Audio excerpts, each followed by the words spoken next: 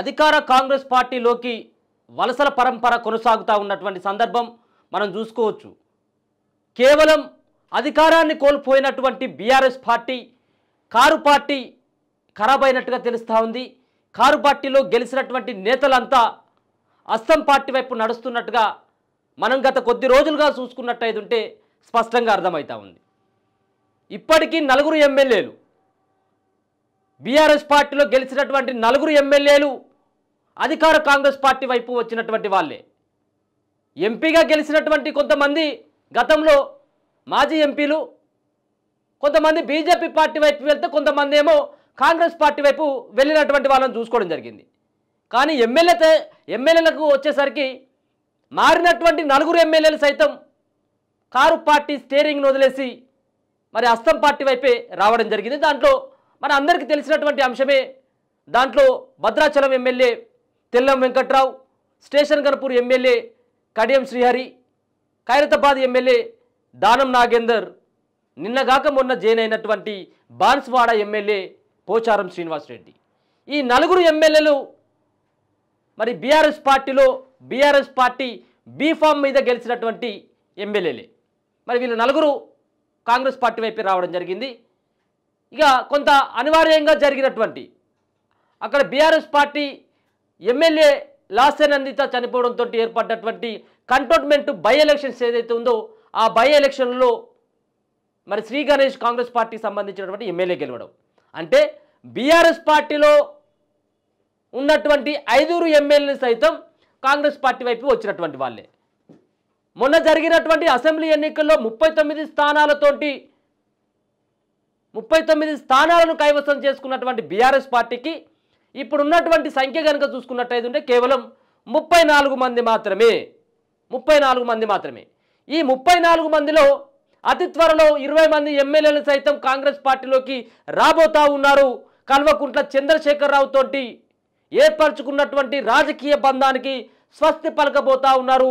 దానిలో హరీష్ రావు సైతం కూడా బీజేపీ పార్టీలోకి వెళ్తే 20 మంది ఎమ్మెల్యేలు కాంగ్రెస్ పార్టీలోకి రాబోతా ఉన్నారన్నటువంటి ఒక పెద్ద బాంబుని మరి ఖైరతాబాద్ ఎమ్మెల్యే బీఆర్ఎస్ పార్టీలో గెలిచి కండువ మార్చి కాంగ్రెస్ పార్టీలో చేరినటువంటి నేత ఎమ్మెల్యే దానం నాగేందర్ చేసినటువంటి వ్యాఖ్యలు. ఇంకొక పక్కన కవ్వంపల్లి సత్యనారాయణ, మాన్కొండూరు ఎమ్మెల్యే కవ్వంపల్లి సత్యనారాయణ చిట్చాట్లో చెప్పడం జరిగింది.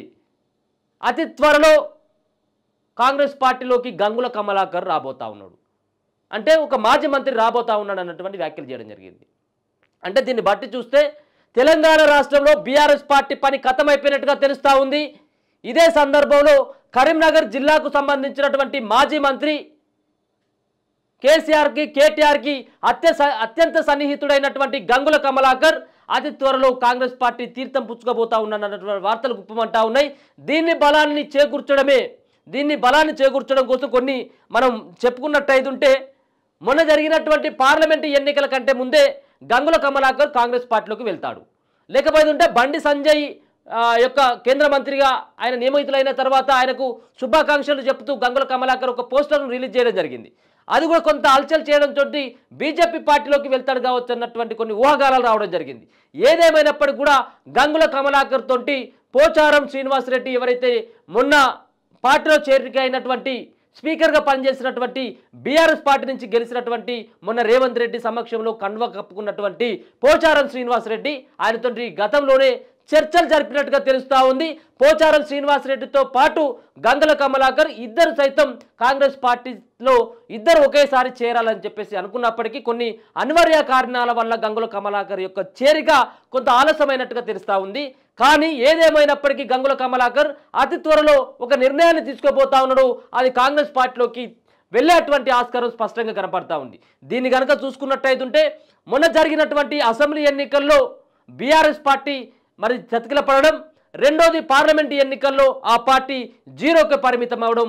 ఈ పరిమితం అయిపోయినప్పటికీ పార్టీ ఓటమికి గల కారణాలను విశ్లేషించేటువంటి సరైనటువంటి నాయకుడు బీఆర్ఎస్ పార్టీలో లేడన్నటువంటి భావనకి రావడం జరిగింది. దీంతో కార్యకర్తలు ఆత్మస్థైర్యాన్ని దెబ్బతినడంతో పాటు పార్టీలో గెలిచినటువంటి ఎమ్మెల్యేలు వాళ్ళు కూడా సతమతం అవుతా ఉన్నారు. రానున్నటువంటి రోజులలో బీఆర్ఎస్ పార్టీకి భవిష్యత్తు లేదన్నటువంటి ఒక భావనకు వచ్చినట్టుగా తెలుస్తూ ఉంది. పార్టీ పూర్తి స్థాయిలో 10 సంవత్సరాల పాటు ఏకఛత్రాధిపత్యాన్ని ప్రదర్శించినటువంటి బీఆర్ఎస్ పార్టీ ఇప్పుడు కనీసం ఓటమి పైన రివ్యూ చేసేందుకు సరైనటువంటి నాయకుడు లేడు, సరైనటువంటి వ్యవస్థ లేదు, వ్యవస్థ అంతా దిగజారిపోయిందన్నటువంటి భావనకి బీఆర్ఎస్ పార్టీలో గెలిచినటువంటి ఎమ్మెల్యేలు వచ్చినటువంటి సందర్భం. జీరోకి పరిమితమైనటువంటి దశలో అసలు పార్టీకి గల ఓటమికి గల కారణాలు ఏంటిదో కనీసం విశ్లేషించాల్సినటువంటి ఆస్కారం ఉంటుంది. దానికి పెద్ద పెద్ద లీడర్లు అని చెప్పేసి మాట్లాడుతున్నటువంటి కేటీఆర్, హరీష్ రావు, కల్వకుంట్ల చంద్రశేఖరరావు ఎక్కడ కూడా కనబడట్లేదు. దీనిపైన కనీసం రివ్యూ చేసినటువంటి దాఖలు లేవు. కాబట్టి దీనిపైన పార్టీని పట్టించుకున్నటువంటి నాదులు కరువైపోయింది అన్నటువంటి ఒక భావనకి పార్టీలో గెలిచినటువంటి వాళ్ళే రావడం, ఒక్కొక్కరు పార్టీ నుంచి బయటికి పోవడం, బయటికి పోతామని చెప్పేసి బయట కొన్ని లీకులు ఇచ్చినప్పటికీ వద్దు అని చెప్పేసి బుజ్జగించేటువంటి సరైనటువంటి నాయకులు లేకపోవడంతో వాళ్ళందరూ కూడా పార్టీ మారాలన్నటువంటి ఒక ఆలోచనకి వచ్చినట్టుగా తెలుస్తూ ఉంది. ఇదే సందర్భంలో కల్వకుంట్ల చంద్రశేఖరరావు కుటుంబం పైన, కల్వకుంట్ల చంద్రశేఖరరావు పైన ఇటీవల వెలువడుతున్నటువంటి కొన్ని వార్తలు చూసినట్టయితే వాళ్ళకు కూడా భయం కలుగుతున్నట్టుగా తెలుస్తూ ఉంది. ఎందుకోసం అంటే కల్వకుంట్ల చంద్రశేఖరరావు పైన ఫోన్ ట్యాపింగ్ల కేసుతో పాటు కాళేశ్వరం కేసు, గొర్రెల స్కామ్ కేసు చాలా సంబంధించినటువంటి అక్రమాలకు కల్వకుంట్ల కుటుంబంలో ఉన్నటువంటి సభ్యులంతా కూడా పాల్పడ్డారన్నటువంటి నేపథ్యంలో రేపో మాపో వాళ్ళకు నోటీసులు ఇచ్చి అరెస్ట్ అయ్యేటువంటి అవకాశాలు ఉంటాయని చెప్పేసి కొంత భయాందోళనకు కూడా గురవుతుండడం, పార్టీలో ఉన్నటువంటి నాయకులకు భరోసా ఇచ్చేటువంటి నాయకుడు సైతం జైలుకు వెళ్తాడన్నటువంటి వార్తలు వస్తున్నటువంటి సందర్భంలో వాళ్ళు సైతం పార్టీలో ఉంటే భవిష్యత్తు ఉండదన్నటువంటి భావనకు రావడం జరిగింది. అందుకోసమే పార్టీలోకి చాలామంది ఆ పార్టీలో గెలిచినటువంటి వాళ్ళు వాళ్ళ యొక్క రాజకీయ భవిష్యత్తు కోసం బయటకు వెళ్తూ ఉన్నారు. ఇదే సందర్భంలో మనం మాట్లాడుకోవాల్సినటువంటి అంశం ఏంటిదంటే, అందుకోసం అని చెప్పేసి గంగుల కమలాకర్ సైతం గంగుల కమలాకర్ కరీంనగర్ నుంచి గెలవడం జరిగింది. కరీంనగర్లో 5గురేమో బీఆర్ఎస్ పార్టీ నుంచి గెలిచినటువంటి ఎమ్మెల్యేలు ఉంటే గంగుల కమలాకర్ ఆర్థికంగా బలంగా ఉన్నటువంటి నేతగా చెప్పుకుంటారు. బీసీ సంబంధించినటువంటి మున్నూరు కాపు సామాజిక వర్గానికి చెందినటువంటి బీసీ లీడర్ ఆయన. అంతేకాకుండా గతంలో మంత్రిగా పనిచేయడం జరిగింది. అయితే ఇక్కడ వచ్చినటువంటి సమస్య ఏంటిదంటే, గంగుల కమలాకర్కి ఉన్నటువంటి అతిపెద్ద సమస్య ఏంటిదంటే, ఆయనకు ఉన్నటువంటి క్వారీలను, గ్రానైట్ బిజినెస్ బాగా చేస్తాడు. ఈ గ్రానైట్ బిజినెస్తో పాటు మైనింగ్ బిజినెస్, ఈ మైనింగ్ బిజినెస్లో గంగుల కమలాకరు కరీంనగర్ జిల్లాలో ఆరితేరినటువంటి ఒక వ్యాపారవేత్త. ఈ ఆరితేరినటువంటి వ్యాపారవేత్త యొక్క ఆర్థిక లావాదేవీలు సక్రమంగా జరగాలన్నా, మైనింగ్ బిజినెస్ సక్రమంగా నడవాలన్నా, ఈ గ్రానైట్ యొక్క లారీలు రోడ్డు మీద చక్కగా పోవాలన్నా కానీ ఇక్కడ అధికార పార్టీకి దాసోహం కావాల్సినటువంటి ఆస్కారం మనం గతంలో చూసుకోవడం జరిగింది. ఈ మైనింగ్ సంబంధించినటువంటి విషయంలో అక్రమాలకు పాల్పడినటువంటి అభియోగాల నేపథ్యంలో ఈడీ ఫోకస్ చేయడం జరిగింది. సుమారుగా ఈడీ గంగుల కమలాకర్ సంబంధించినటువంటి ఆస్తులపైన, గంగుల కమలాకర్ సంబంధించినటువంటి ఆఫీసుల పైన ఏకకాలంలో 15 చోట్ల ఈడీ గతంలో దాడులు చేయడం జరిగింది. ఇప్పుడు సైతం ఇట్లాంటి దాడులు జరిగేటువంటి ఆస్కారం ఉంటుందని చెప్పేసి గ్రహించినటువంటి గంగుల కమలాకర్ పోతేనేమో బీజేపీ పార్టీకి పోవాలని చెప్పేసి ముందుగా భావించినప్పటికీ కాదు, ఇప్పుడు కాంగ్రెస్ పార్టీ ప్రత్యామ్నాయం కనబడతా ఉంది. రాష్ట్రంలో అధికారంలో ఉన్నటువంటి పార్టీ అయితేనే తమ యొక్క బిజినెస్ నడుస్తుంది అన్నటువంటి ఆలోచన వచ్చినట్టుగా తెలుస్తూ ఉంది.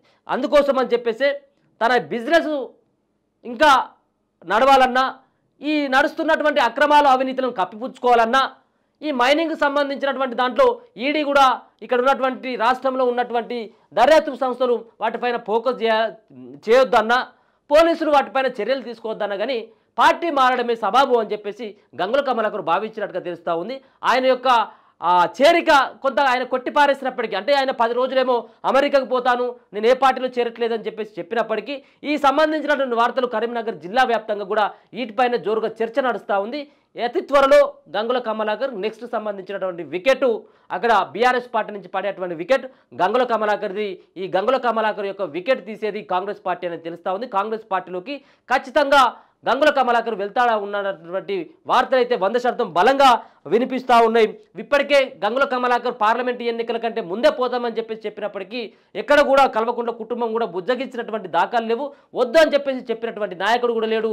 ఇప్పుడు 2-3 రోజుల కాలం నుంచి ఈ వార్తలపైన బాగా ఈ వార్తలు గుప్పమంటున్నటువంటి సందర్భంలో సైతం ఎవరిని కూడా పార్టీ నుంచి వెళ్తున్నటువంటి నాయకులను అడ్డుకట్ట వేసేటువంటి పరిస్థితి బీఆర్ఎస్ పార్టీ నేతలు అయితే చేయట్లేదు. కాబట్టి ఆయన యొక్క రాజకీయ భవిష్యత్తు కోసం, మరో పక్కన వ్యాపార లావాదేవీల కోసం గంగుల కమలాకర్ రేపో మాపో ఆయనే ఖచ్చితంగా కాంగ్రెస్ పార్టీలోకి వెళ్ళేటువంటి ఆస్కారం అయితే స్పష్టంగా కనబడతా ఉంది. చూస్తూనే ఉండండి మన తొలి వెలుగు.